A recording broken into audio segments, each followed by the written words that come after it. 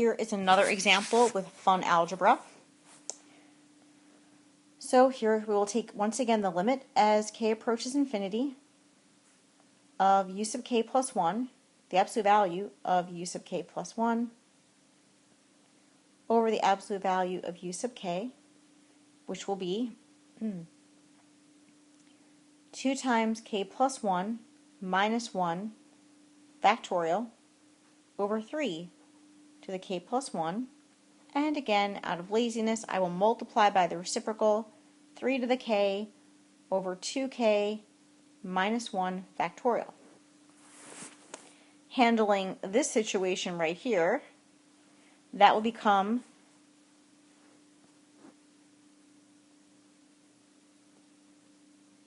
2k plus 2 minus 1, which is 2k plus 1 factorial, over 3 to the k times 3 to the k over 2k minus 1 factorial. The 3 to the k's cancel.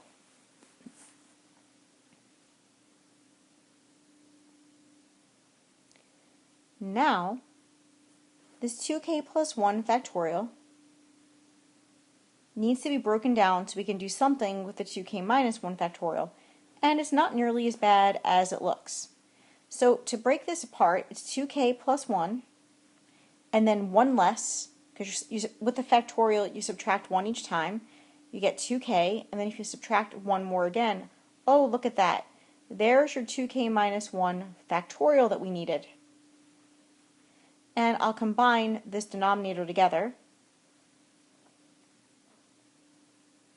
And now we have some stuff that will cancel. And you end up with the limit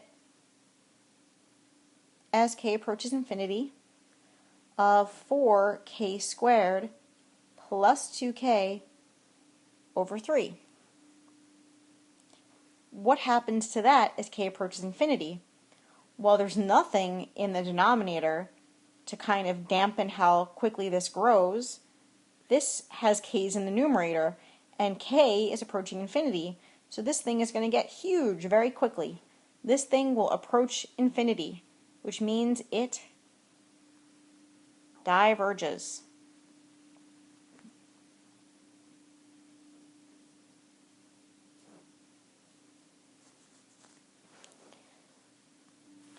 Now we'll discuss approximating sums of alternating series. Let's look at this sum, and let's conclude whether or not it converges or diverges. We can very easily do that just simply by looking at the alternating series test. Again, that just asks, is it decreasing? And again, we know 1 over k plus 1 is less than 1 over k, so it's decreasing. And secondly, does the limit as k approaches infinity